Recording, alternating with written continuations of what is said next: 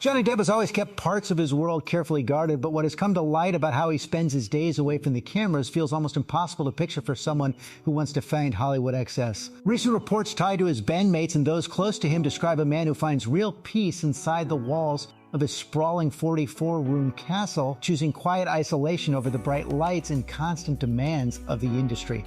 In earlier conversations with outlets like the Sunday Times, he spoke openly about the comfort of being alone with his thoughts writing, and even watching odd videos online admitting that stepping outside often brings a strange attention he never sought.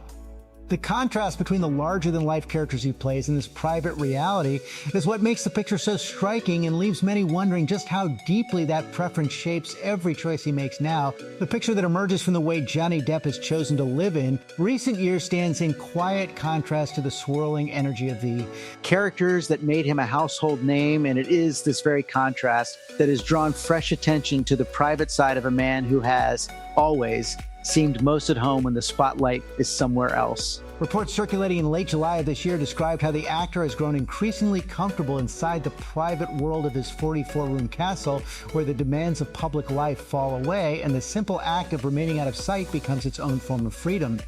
Alice Cooper, one of his longtime bandmates in the Hollywood Vampires, noted, with a touch of affectionate frustration, how difficult it can be to pull him out of that space when the group discusses new music, remarking that everyone has demanding day jobs and getting Johnny out of the castle is no small task. Those close to him have echoed the same observation, calling the preference for privacy something that has become almost a running joke among the people who know him best, yet the joke carries an underlying truth that the castle is not a fortress of isolation, but a place where he can simply exist without the constant negotiation of being recognized. In earlier conversations with the Sunday Times, he spoke with unusual directness about the texture of those solitary hours, explaining that he does not go out much and finds himself stuck with his thoughts, writing or watching strange videos on YouTube, and admitting that the habit is not entirely healthy. The candor of that admission is what makes it land so strongly, because it refuses the polished version of celebrity solitude and instead offers a plain description of a man who has learned that quiet can be both comforting and slightly unsettling. He described the discomfort of being recognized on the street, the awkward feeling of strange attention, and the failed experiments with hats and a longer beard that never quite succeeded in making him invisible.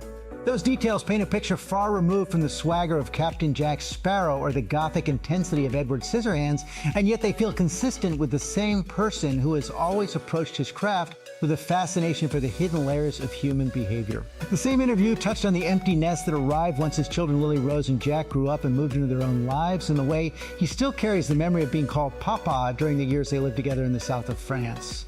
That place, he said, was the only location that ever truly felt like home, the only stretch of ground where the noise of the industry faded enough for him to simply be a father. The years slip away, he noted while reflecting on a portrait of his daughter that he began when she was 10 and never finished a small, unfinished canvas that now stands as a quiet marker of time. There is no grand declaration of regret in those words, only the honest recognition that the role of Papa once filled a space that nothing else quite replaces. The preference for the castle life fits into that same emotional landscape, a deliberate choice to protect the remaining private corners rather than return fully to the machinery of Hollywood that once consumed so much of his energy. Sources close to the situation have described him as something of a Howard Hughes-style recluse in recent years, though the comparison is less about eccentricity and more about the simple fact that he is content to disappear into the privacy of the castle and stay there until the music or the right project calls him back. When he does answer that call, the same sources note that he gives everything bringing the same intensity that once defined his most memorable roles. The recent surprise appearance at San Diego Comic-Con, where he walked the streets dressed as Ebenezer Scrooge, offered a rare public glimpse of that intensity and also of the playful side that has never fully disappeared. The film itself, scheduled for release later this year, has been described by those around him as a once-in-a-lifetime opportunity and a project that felt special from the beginning. He has spoken of the story as something he has been obsessed with since childhood, and the role of the miserly Scrooge allows him to disappear again into a character whose outer hardness hides a complicated interior. The excitement around the filming has been described as genuine. He loves working on location and finds that he comes alive most fully when living inside those larger-than-life figures. Yet even while preparing for that return, he has maintained the same careful distance from the constant publicity machine, choosing instead to let the work speak and to keep the personal details largely out of the daily conversation. The private life that has drawn so much recent interest is therefore not a series of dramatic revelations, but a steady pattern of choosing quiet over noise, solitude over spectacle, and the small, authentic moments of reflection over the performance of celebrity. That pattern shows itself in the way he has spoken about music as a deeper, constant than any temporary relationship, in the way he has described the comfort of being alone with his guitar, and in the patience he has shown toward the idea of future connection, insisting that any next partnership would need to be for the long haul rather than another short chapter. The same honesty appears when he looks back on the years of family life in France, calling them a period of genuine bliss when the demands of fame stepped aside long enough for him to be simply daddy for a while. Those memories sit alongside the more recent reality of empty nest syndrome and the quiet acceptance that the children have their own paths now, including Lily Rose's growing presence in film. The advice he has offered her in quiet moments carries the weight of experience, the simple insistence that no one should force her to become something she is not, and that artistic direction, if it calls, should be followed without letting others decide the course. None of these details arrives as a carefully staged confession designed for headlines. Instead, they surface through the occasional interview, the comments of people who have worked with him for years, and the consistent pattern of his choices. The castle remains the physical center of that pattern, a large private space where the outside world can be held at a distance and where the internal work of thinking, writing, and listening to music can continue without interruption. The bandmates understand that when the music is ready, he will reappear and give the same full commitment he has always given. The film projects that have drawn him back into the public eye are approached with the same seriousness, yet they do not seem to pull him permanently out of the quieter rhythm he has established. The result is a private life that feels both protected and surprisingly open in the moments when he chooses to speak. The openness is never complete. There are still boundaries he maintains and subjects he prefers to leave untouched, yet the fragments that do emerge create a coherent portrait of a man who has learned the value of silence after decades of noise. That silence is not emptiness.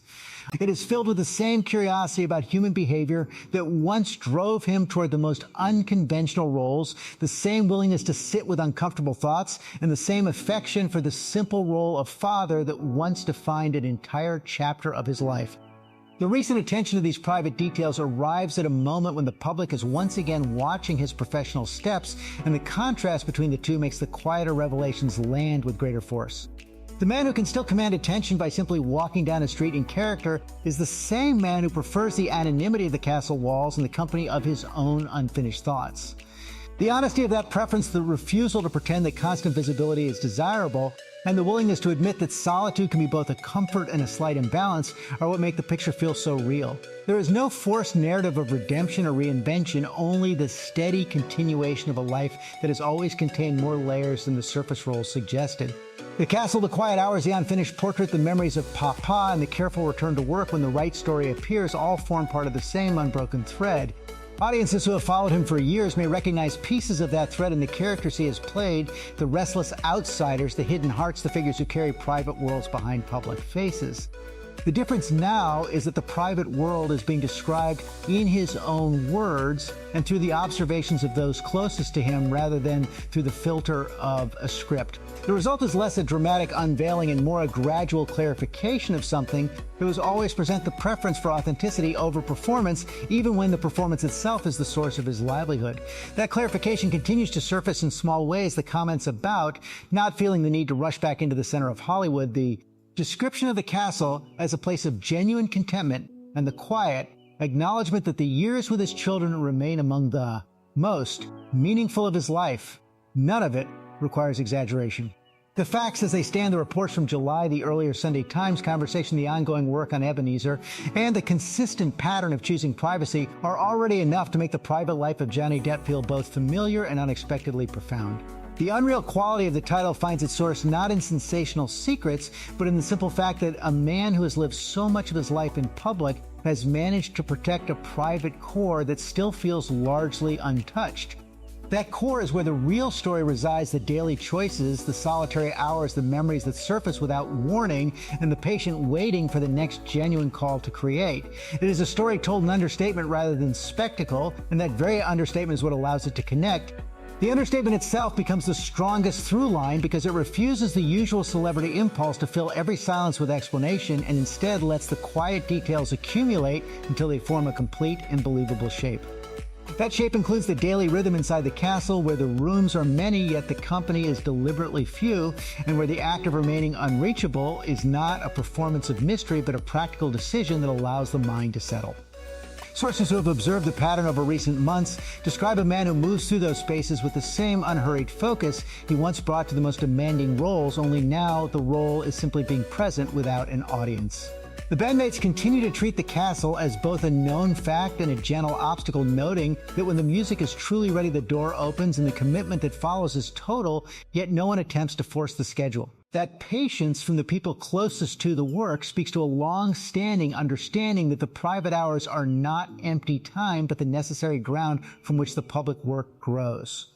The same understanding appears in the way he has spoken about the south of France as the single place that ever registered as home, the stretch of land where the children were small and the title of Papa carried more weight than any film credit. The memory of those years surfaces without drama, simply as a fact that still holds emotional gravity, the knowledge that for a period the industry receded far enough for fatherhood to occupy the center. The unfinished portrait of his daughter, begun when she was 10 and left incomplete, remains a quiet emblem of that gravity, a canvas that marks both the passage of time and the impossibility of holding every moment in place.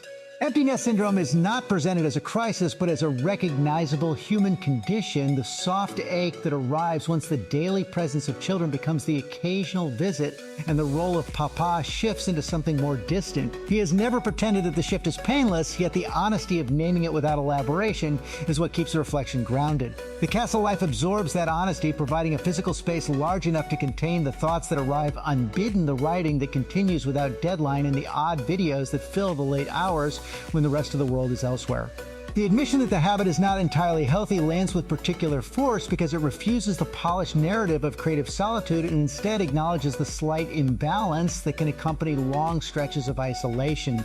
That imbalance does not cancel the comfort, it simply sits alongside it the way many ordinary lives contain both ease and a quiet restlessness. The preference for remaining out of the public eye is therefore not absolute withdrawal, but a calibrated distance that protects the remaining private corners while still allowing the work to surface when the right project appears. The filming of Ebenezer has been described by those around him as a genuine source of focus and pleasure, the kind of character role that lets him disappear fully into another's skin and return to the surface only when the day is done. The story itself, one he has carried since childhood, offers a familiar structure of hardness giving way to hidden feeling, and the parallel with his own carefully guarded interior is never forced, yet remains available for anyone who chooses to notice. The surprise appearance at Comic-Con dressed as the character provided a British public window into that process, the playful exchanges with fans, and the visible ease of moving through a crowd while still inhabiting the role. Yet even that moment of visibility was framed by the larger pattern of choosing when and how much to appear rather than remaining constantly available. The private life continues to operate on its own schedule, the castle doors staying closed until the next genuine call arrives, and the hours inside remaining filled with the same mixture of thought music and unfinished projects. The relationship with music in particular has been described as deeper and more constant than many of the temporary connections that once filled the public record, a steady companion that requires no performance and offers no judgment. The guitar sits in the same rooms where the writing happens, and the odd videos play a presence that does not demand conversation yet never leaves the space empty. That quiet companionship fits the larger picture of a man who has learned to wait for connections that feel durable rather than rushing toward the next chapter simply because the calendar suggests it is time. The patience is not presented as a virtue to be celebrated, but as a practical stance born from experience, the knowledge that short-lived intensity rarely sustains and that the long haul requires a different kind of attention. The same attention once poured into the daily work of raising children in a place that felt like home, and the memory of that attention still colors the way he speaks about the years that have slipped away. The children themselves have moved into their own creative lives, Lily Rose continuing to appear in films, and Jack pursuing his own path, and the quiet pride in those independent steps sits alongside the recognition that the daily texture of fatherhood has changed. The advice offered in private moments, the insistence that no one should force another person to become something they are not, carries the weight of a life spent navigating external expectations and choosing instead the internal compass. That compass has guided the recent professional steps as well, the decision to take on a role that felt special rather than simply available, and the refusal to treat the return as a formal comeback because in his own view he had never fully left. The work continues, the private hours continue, and the two remain in conversation rather than in conflict. The castle provides the physical setting for that conversation, a large, quiet container where the outside noise can be held at a distance and the internal work can proceed without interruption. The reports from late July that described the preference for that space over the glamour of Hollywood simply made visible a pattern that had already been in place for some time. The pattern includes the careful management of attention, the acceptance that complete invisibility is impossible, and the decision to minimize the moments of recognition rather than court them. The earlier experiments with hats and a longer beard, the awkward feeling of strange attention on the street, and the eventual choice to stay inside more often all form part of the same practical response. None of it is framed as tragedy or triumph. It is simply the way a particular life has arranged itself after decades of living under observation. The arrangement allows room for the unfinished thoughts, the writing that may or may not become something public, and the music that remains a private language as much as a public performance. The band understands that language and waits for the moments when it is ready to be shared, knowing that the intensity that follows will match the long periods of quiet. The film projects that draw him back into the light are approached with the same understanding that the private ground must remain intact if the public work is to retain its depth. The result is a private life that feels coherent rather than contradictory, the quiet hours fitting the characters occasionally stepping into the light and the man behind, both remaining largely the same. The emotional connection audiences feel toward that man has always rested on the sense that the roles contain more than surface, flash the hidden worlds inside people, the fascination with behavior beneath the visible layer. The recent glimpses of the actual private world simply extend that same fascination into the space where the roles are prepared. The understatement continues to serve as the guiding tone because it matches the way the details themselves arrive without fanfare: the castle, the solitude, the unfinished portrait, the memories of Papa, the patient return to work when the story feels right. Each element sits beside the others without needing to be elevated into a larger myth. The myth was never the point. The point was always the texture of the days, the choices made when no one is watching, and the quiet insistence on protecting enough space for those choices to remain authentic. That authenticity is what makes a private life feel both ordinary and strangely compelling, the recognition that even someone whose face has filled screens for decades still requires rooms where the face can rest and the thoughts can wander without an audience. The wandering includes the odd videos, the writing, the music, and the occasional surfacing of older memories that still carry weight. The weight is never presented as a burden that must be resolved. It is simply carried the way many people carry the knowledge that certain years were better than others and that the best of those years cannot be repeated. The south of France remains the reference point, the single place that registers home, and the memory of raising the children there continues to color the present even as the present has moved on. The castle offers a different kind of shelter, larger, more private, and deliberately removed from the circuits of constant visibility. The two places, one remembered and one current, form the boundaries of a private geography that the public is only occasionally invited to notice. The invitation arrives through the sparse interviews, the comments of colleagues, and the consistent pattern of behavior that has become clearer in the past year. The pattern does not require interpretation, it simply exists, and the existence itself is enough to make the title feel accurate. What has been revealed is not a collection of secrets, but the steady outline of a life that prefers the quiet rooms, the unfinished work, and the carefully chosen moments of return. That outline continues to take shape in the same understated way the next project arriving. When it feels right, the castle doors remaining closed until then, and the private hours continuing to fill themselves with the same mixture of thought and presence that has defined them for some time. The audience that has followed the public work for years is now able to see a little more of the ground from which that work grows, and the sight of that ground is what makes the whole picture feel complete. If these quieter details of Johnny Depp's private world have stayed with you the way they stayed with so many who first heard them, consider leaving a short note about which moment felt most real: the castle, solitude, the unfinished portrait, the simple memory of being called Papa or thee. Patient way still approaches the next chapter of work. Your thoughts help keep the conversation grounded in the same honesty that marked the revelations themselves. Share the piece with anyone who has followed his path and still values the human texture behind the roles. The private life continues, and so does a chance to notice it with care.